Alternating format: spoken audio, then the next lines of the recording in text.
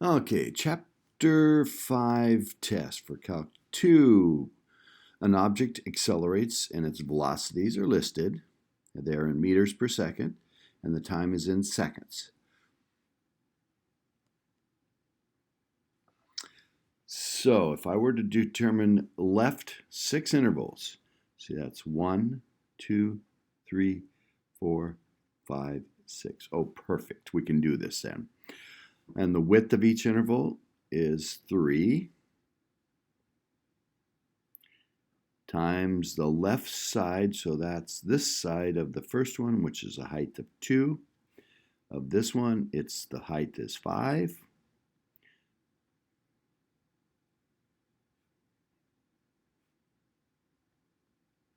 And I stop at 15 because the height of this one on the left side is 15. So 2 and 8 is 10, 20, 35, 47. 3 times 47, 120 plus 28, 3 times 4 is 20, and 21. 21 added to 120 is 141. And this is times seconds times each of these is meters per second. So the seconds cancel and I get meters. Okay, now let's do the mid 3. 3 ohms. 1, 2, 3, and the midpoint would be here. So each of those intervals is 6 wide. The midpoint of this one is 5 in height. The midpoint of this one is 8. And the midpoint of this one has a height of 15. So that's 28 times 6.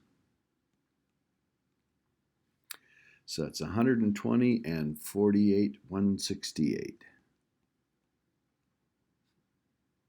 Again, meters.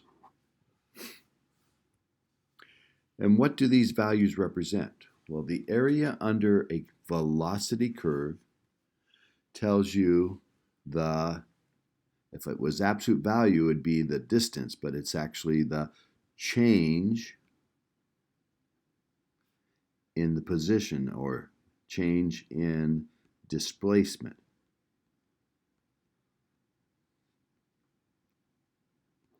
Or, in other words, how far they are from where they started.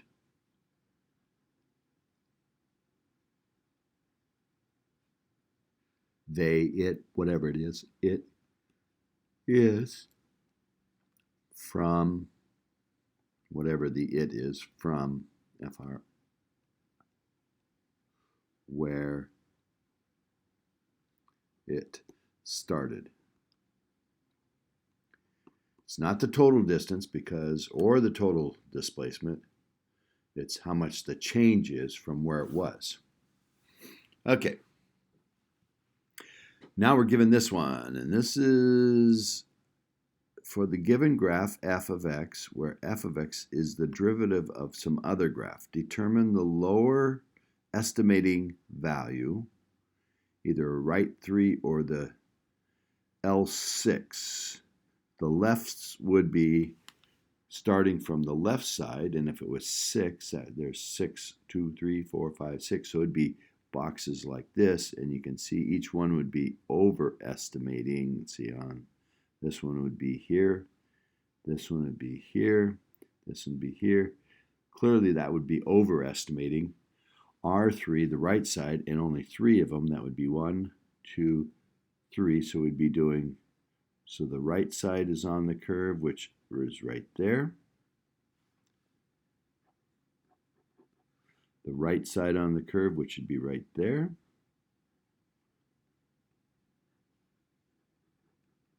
And the right side on the curve, which would be right there. So it says, determine the lower estimating value. So we're going to do right 3, which is going to have a width of 1, times a height of, well, the first one's going to have a height of 5.4, plus the second one looks like it's about height of 2.3, plus the last one has a height of about 1.7. Those are my estimates. You could be a little bit different in your estimate, but it'd be fine. So 2.3 and 1.7 is 4 times 5.4, no, plus 5.4 is 9.4, times 1 is 9.4. Why? Explain why this must be the smaller estimate of the two. Because it is a decreasing, f of x is a decreasing function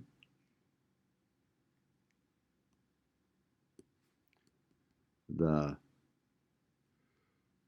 right side of each interval will be the lowest height in each. Okay?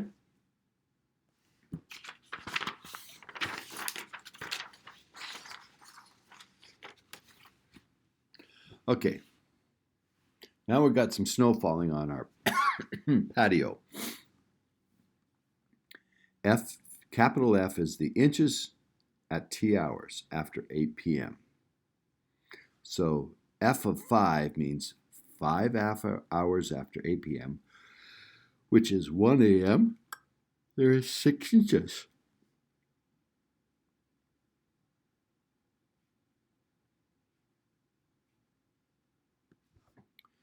At 3 hours after 8 p.m., that'd be at 11 p.m., there is 4 inches. F of 9 says 9 hours after 8, that'd be 5 a.m. There would be 18 inches. This says from 7 hours after 8 p.m., 7 after 8 p.m., it would be 3 a.m. From 3 a.m. to 9 a.m. No, not 9. 9 after 8. So 5 a.m. It increased by 2, plus 2 inches. Okay? And from 9:30 to 5 after 8 would be 1 a.m. It increased by 5.5 inches. So now we should be able to figure out some things here. Now that we know how to read this. Between 3 hours after 8 and 7. Okay. Well, from 3 hours after to 7 hours. Oh, what is it at 7 hours after? Let's see. At 9, there was 18 inches, and from 7 to 9, it added 2 inches, so that must be 18 minus 2, 16 inches is what it would had to been at 7 hours after 8 is at 3 a.m.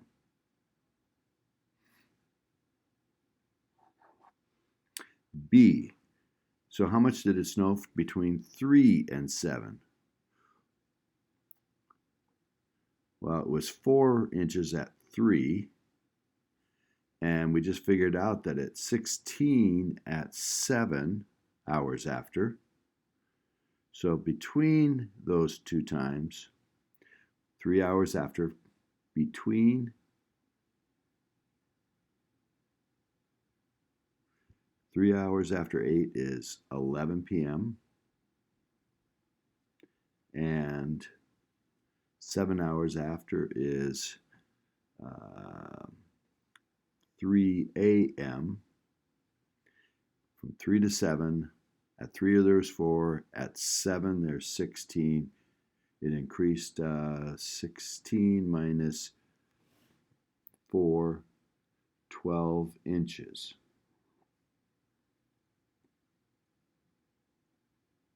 So that's how much snow fell between 11 p.m. and 3 a.m. At 1.5 hours after 8, so at 9:30 p.m., we're trying to figure out how much snow there. Well, between then and 5, no, we're trying to find out how much is at that time. At 5, there's 6 inches.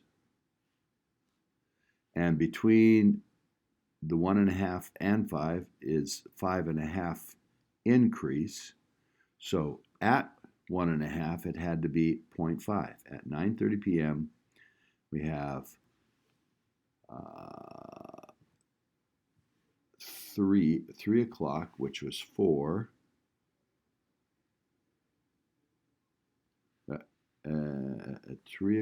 At 5 o'clock, it's 6.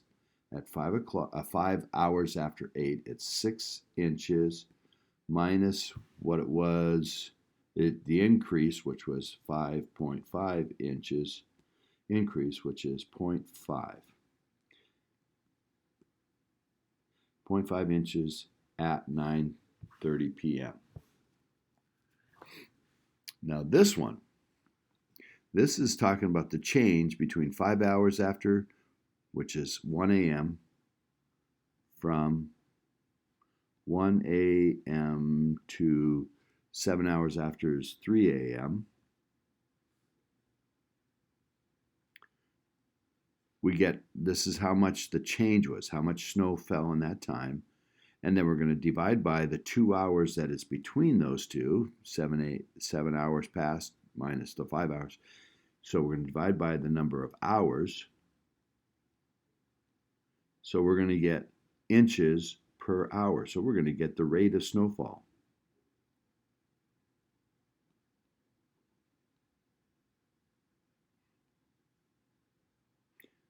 Between those two times, and it's, let's see, between 5 and 7, 5 was 6 inches, 7 we found out to be 16 inches, so that's 16 minus, what was it, 16 at 7, at 5 it was 6, so that's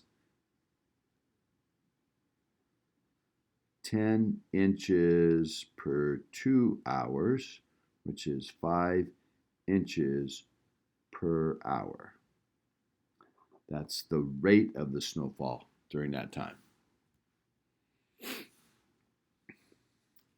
So an even function, odd, it's one side's, it's symmetric with the origin, so if you flip it or rotate it 180, it fits. But this is an even, so it's symmetric on either side of the y-axis.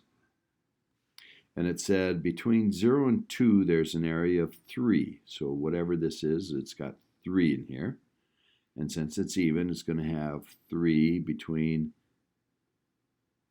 -2 and 0. Now it says between -2 and 5. So out here is 5. The total area is 8. Between -2 and there's 8. Well, we got 6 here, so that means there's only 2 more in this spot, which means over here that has to be 2. And these are all positive areas. So between 0 and 5, there's a total of 5. Between 2 and negative 5, ooh, they got those backwards, so this would be the negative between negative 5 and 2. To switch the limits, we have to take the negative of f of x. Between negative 5 and 2, there's 8, and we have to take the negative of it, so it's negative 8. And between negative 5 and 5, there's 5 plus 5, there's 10. All right. The easiest way to do this, if we're going to integrate and then differentiate, we're going to get right back to the same thing. Cosine of 2t, but we're putting in negative 2. When we derivative, when we put negative 2, that's going to cancel, so we don't worry about that. Then we got to put in 5x. But the chain rule says derivative with respect to x, not with t, so then we have to take the derivative of that times the derivative of the variable part, which is times 5. So we get 5 cosine 10t.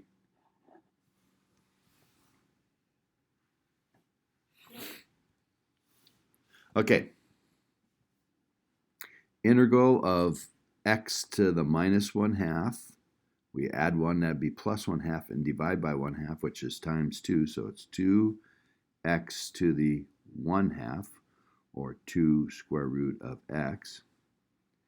The integral of 5, that's x to the 0, so we add 1, so that becomes plus 5x. Check it, derivative of that would be just 5. And the derivative of sine is cosine, so the integral of cosine is sine. So negative, and there's nothing chain rule in here, so 2 sine x plus c.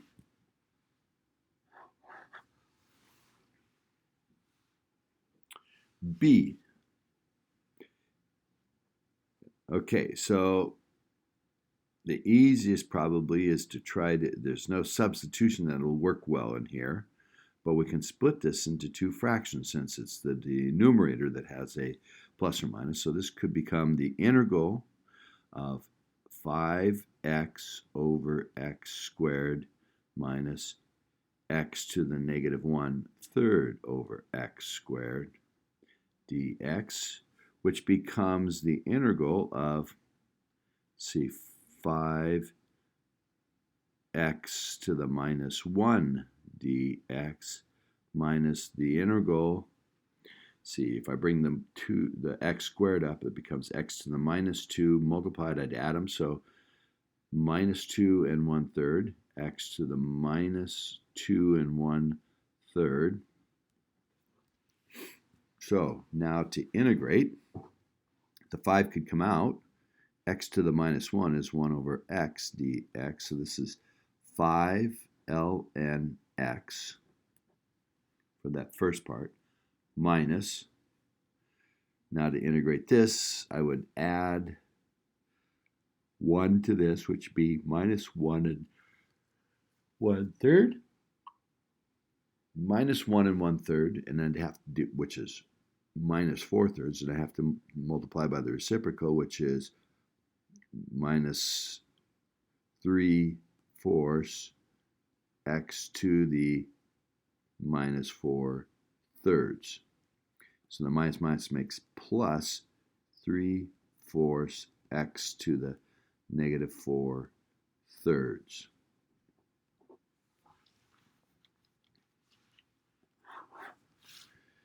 Okay. This one this doesn't have a square root, and the x squared minus 1, if there's an x out here, we could use secant, but not looking so good. However, if you notice, x squared minus 1 factors to x plus 1 and x minus 1, and this factors to 3 times x plus 1. And those cancel, so this will be the same as the area under 3 times 1 over x minus 1 dx. I took the constant out, everything else is canceled. So now if I let u equal x minus 1, du would equal dx. So this becomes 3 integral of 1 over u. Du and dux are the same, so I can put in du. So this is 3 ln absolute value of u, which in u was x minus 1, so plus c, which becomes 3 ln absolute value of x minus 1 plus c. Now this one looks a lot like the derivative of the tangent, which is 1 over x squared plus 1. But it's got a plus 4. So we need to make that a 1. So if I pull out a 4 out of the denominator, I would have the integral of dx over x squared over 4 plus 1.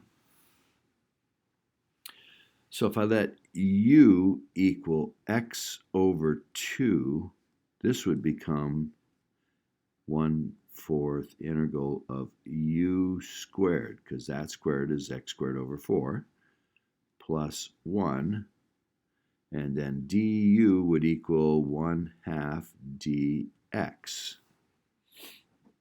So dx would be replaced with 2 du.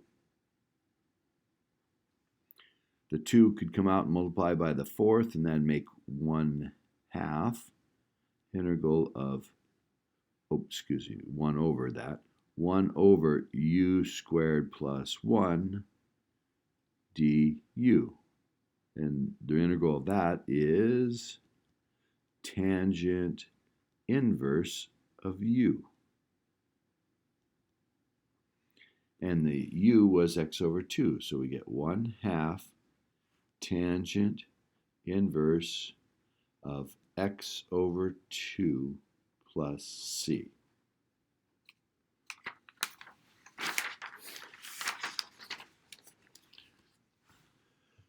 Okay, back page. Well, this is a parabola.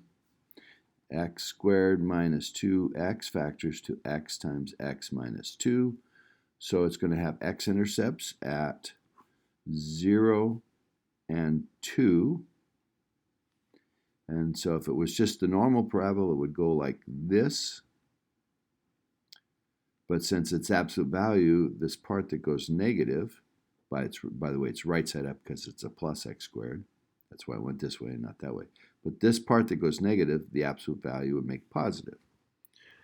So we have to split this up into two integrals from 0 to 2 of the area that we get under x squared minus 2x dx will be negative, and so we want to make it positive. That's what the absolute value would do, make that positive. And then for the rest of it, from 2 to 5, we integrate the same thing, but we don't have to take the negative of it because that is a positive area. And so we have negative. Integral of this is x to the third over 3 minus x squared, evaluated from 0 to 2, plus same thing, x to the third over 3 minus x squared, evaluated from 2 to 5. So if I put 2 in here, I get 8 thirds minus 4, the negative of that, plus, which should turn it to a positive area. See, that's 2 and 2/3, so that's 1 1/3.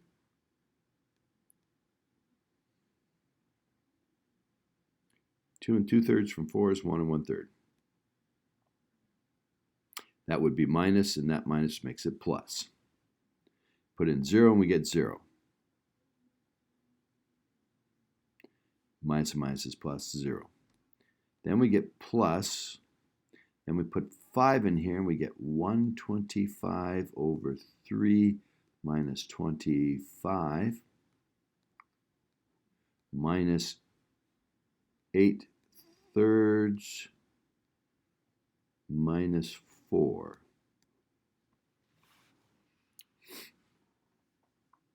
So this is 41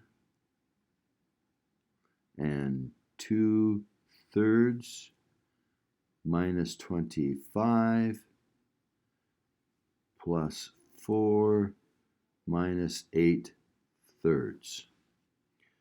Plus 4/3 minus 8/3 is minus 4/3. So that makes 40 and 1/3.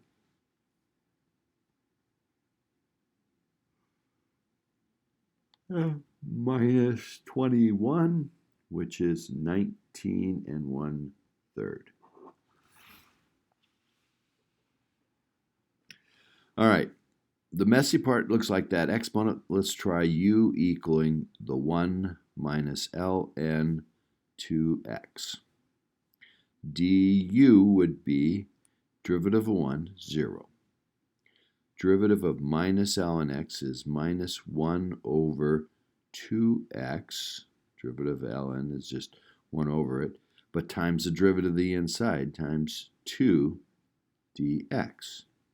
These 2's cancel, and the x would come over here, so dx would equal minus x du. So this integral would change to, since I'm changing this, I'd put a half in here. 2 times a half is 1, ln 1 is 0, 1 minus 0 is 1.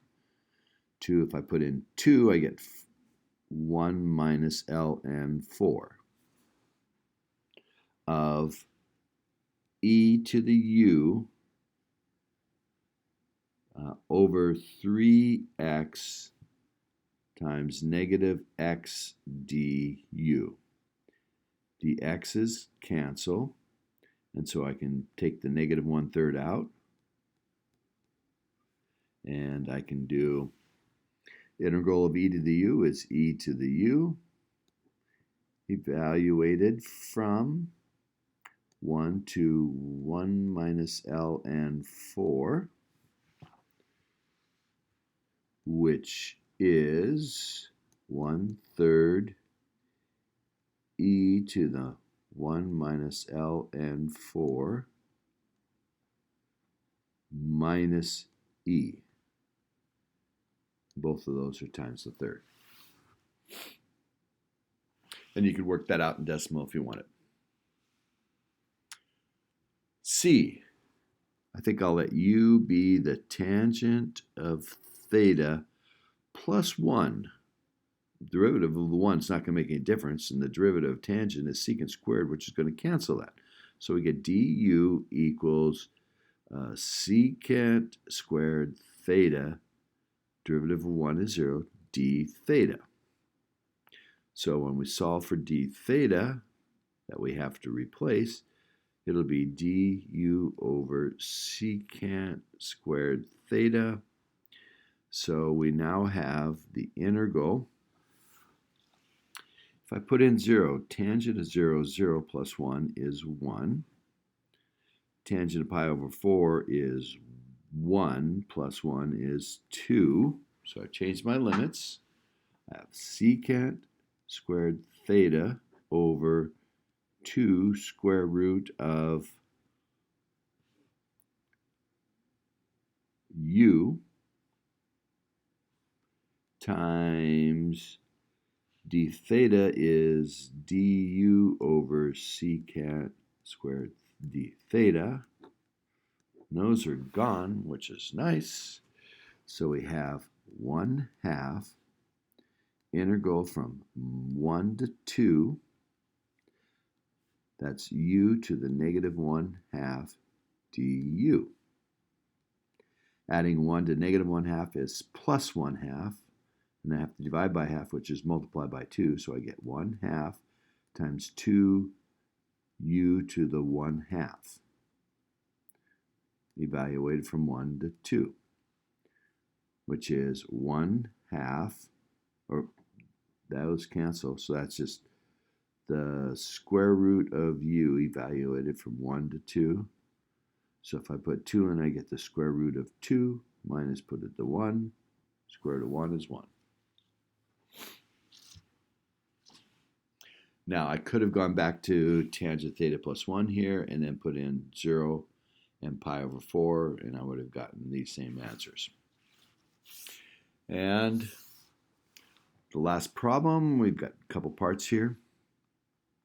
So if we integrate this to try to find y, we're going to get, see, cosine is the derivative of the sine, so integrating, this would be 4 sine 2t, but the chain rule would produce a 2, so we have to divide by 2. Minus e to the 2t, the derivative would be e to the 2t times a 2, but we don't have it, so we have to divide by a 2 plus c. Now if I put in 0, sine of 0 is 0, so this is gone. E to the 0 is 1/2. So we got 0 minus 1/2 plus c when we put in 0, and we're supposed to get -3. So if I add a half to that, I get -2.5 was what c has to be. So the equation would be y equals 4 over 2 is just 2 sine 2t minus 1/2 e to the 2t minus 2.5.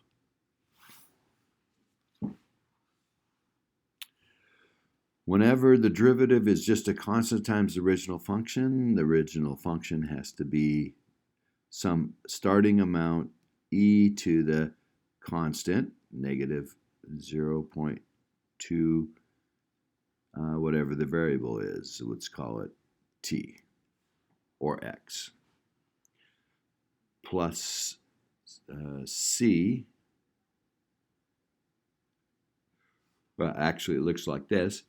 This is the kind of the plus c, this times a. When we put in 0, e to the 0 is 1 times a has to come out to be 5, so a has to be 1, so our equation is y equals 5 e to the negative 0.2t. And if we put 10 into here, we get y of 10 equals 5 e to the negative 2, which is 5 over e squared. Or you can change that to a decimal value if you want. And that's it.